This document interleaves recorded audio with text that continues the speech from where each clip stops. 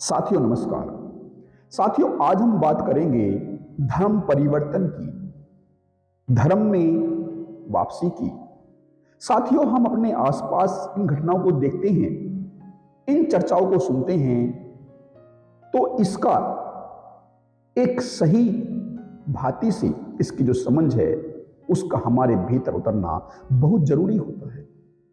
साथियों यदि हम बात करें भारत की, तो हमारे इस देश में जो हिंदू है वे मेजोरिटी में हैं, लेकिन इस मेजोरिटी में कितने ऐसे लोग हैं जो इस धर्म के द्वारा उस परमात्मा के सही और सच्चे मार्ग पर चल रहे हैं, जिन्होंने उस परमात्मा को पा लिया है, जिन्होंने उस परमात्मा को अनुभूत कर लिया है, वे अपने इस मार्ग पर उस मंजिल तक पहुंचते हैं या नहीं पहुंचते हैं। उन्होंने उस मंजिल को कभी तय भी किया होता है या बस उस धर्म की बातें भर की होती है। साथियों यदि हमने अपने उस धर्म में रहते हुए हमारी जो धर्म के महान ग्रंथ होते हैं उनका हमने पालन किया होता, तो हमारी जो आज दशा है वह यह नहीं होती।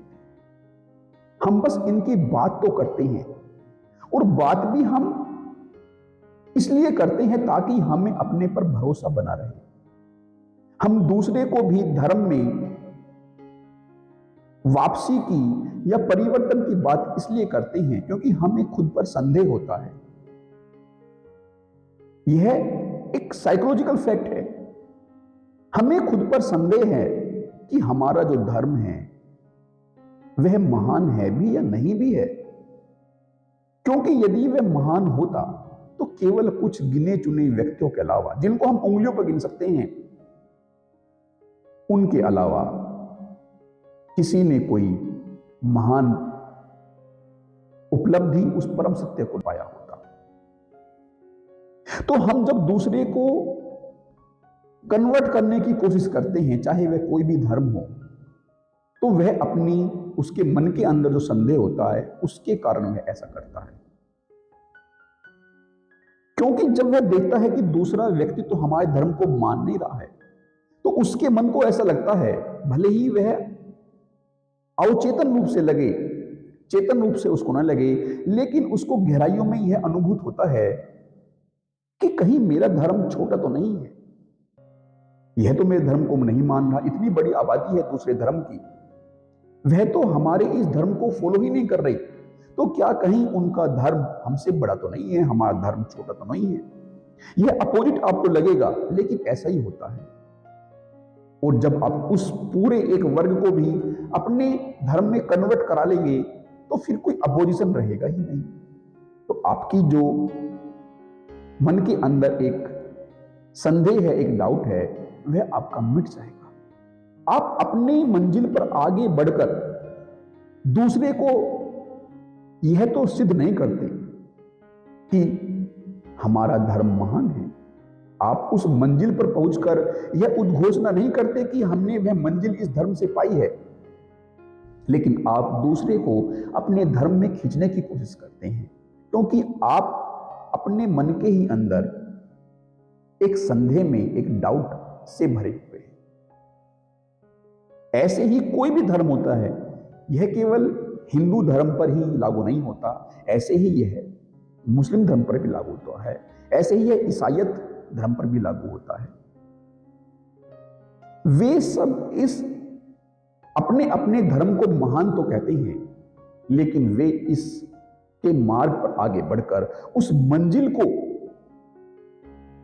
प्राप्त नहीं करते, क्योंकि वे मंजिल पर आगे बढ़े ही नहीं होते। वे मार्ग जहां स्टार्ट होता है वहीं से यह उद्घोषणा कर देते हैं कि हमारा धर्म महान है, क्योंकि उनके मन के अंदर संदेह होता है, यदि उन्होंने इस अपने मार्ग पर, अपने अपने मार्ग पर किसी ने भी कदम उठाए होते तो वह उस परमात्मा को, उस सत्य को पा लेता, और फिर यह जो विरोध है, यह विरोध वास्तव में खत्म हो गया होता। साथियों यदि हमारे धर्म में, किसी के भी धर्म में यदि कोई हीरा है, तो क्या वह उस हीरे को उपलब्ध कर लेना नहीं चाहेगा? यदि उसका जो एक ग्रंथ है वह उसकी प्यास बुझा सकता है, और न केवल प्यास, यदि वह ग्रंथ इतना महान है कि वह उसको अमृत उपलब्ध करवा सकता है, तो क्या वह उस अमृत को चखना नहीं चाहेगा? हमारी तो सारी कोशिश यह होती है कि हम उस कुएं के पानी को किसी दूसरे को पहले पिला दें, ताकि चेक हो जाए कि वह अमृत है भी या जहर है। हमें खुद संदेह होता है, क्योंकि यदि हमें पूरा पक्का पक्का विश्वास हो कि हमारा जो ग्रंथ है वह इस भांति से है कि उसमें अमृत छुपा हुआ है, तो हम अवश्य ही उस अमृत को पा लेना चाहेंगे। और जब हम उस अमृत को पा लेंगे तो फिर हमें दूसरे को खींचने की जरूरत नहीं पड़ेगी। फिर दूसरा खुद ही आकर्षित होगा कि इसने तो अमृत पा लिया है, वह भी अमृत की चाह में उस मार्ग पर आगे बढ़ना चाहेगा। लेकिन खुद न तो हमने उस अमृत की तलाश की होती है, हमारे जो कदम हैं उस मार्ग पर तो नहीं बढ़ते, दूसरे को जबरदस्ती अपने धर्म में खींच लेने के लिए बढ़ते हैं। या हम अपने ही धर्म से दूसरे धर्म की तरफ पलायन में लगे रहते हैं कि शायद वह धर्म हमें कुछ अलग दे दे। साथियों, सारी बात उस मार्ग पर अपने कदमों को आगे बढ़ाने की होती है, अन्यथा हम किसी भी धर्म से उस परम सत्य को बिना कदमों को उठाए हुए नहीं पा सकते। लेकिन यदि हम अपने ही धर्म पर बने हुए अपने कदमों को उस मंजिल की तरफ, उस मार्ग की तरफ बढ़ा ले, तो हमें मंजिल अवश्य ही मिल जाएगी। गीता में ऐसा कहा गया है कि अपने धर्म के साथ बने रहना सबसे हितकारी होता है। दूसरे का धर्म यदि हमें आभास कराता भी है कि वह अच्छा है, तो भी अपने धर्म में मर जाना हितकर होता है, सर्वश्रेष्ठ होता है। क्योंकि साथियों, कुछ तो यात्रा हमने कर ही ली होती है अपने धर्म में। हम बचपन से बड़े होते हैं तो उसकी जो एक आत्मा है, धर्म की जो आत्मा है, वह हमें प्रविष्ट कर गई होती है। तो इसलिए हमें अपने उस धर्म पर यदि हम आगे अपने कदमों को बढ़ाएंगे तो वह मंजिल हमें जल्दी मिल जाएगी।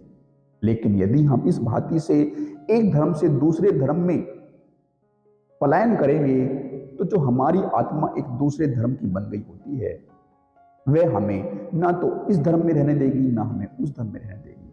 इसलिए हमें अपने ही धर्म के अनुकूल अपने मार्ग का चुनाव करके उस मंजिल की तरफ बढ़ना चाहिए। साथियों, हम सब अपने धर्म को महान तो कहते हैं, इस महानता के पीछे भी हमारा जो एक ईगो है, जो अहंकार है, उस अहंकार की भावना छिपी होती है। क्योंकि हमने वास्तव में तो न तो उस अमृत को पाया होता है, न उस मंजिल को पाया होता है, बस कुछ शब्द पाए होते हैं, और वे शब्द हमारे अहंकार को पोषित करते हैं। जब हम कहते हैं कि हमारा जो धर्म है वह महान है, तो हमें जो दूसरे का धर्म है वह नीचा लगता है। हमें अपनी श्रेष्ठता मालूम होती है।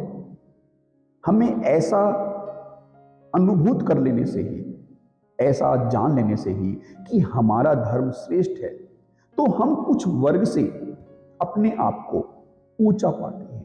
यह हमारे अहंकार को बढ़ाता है।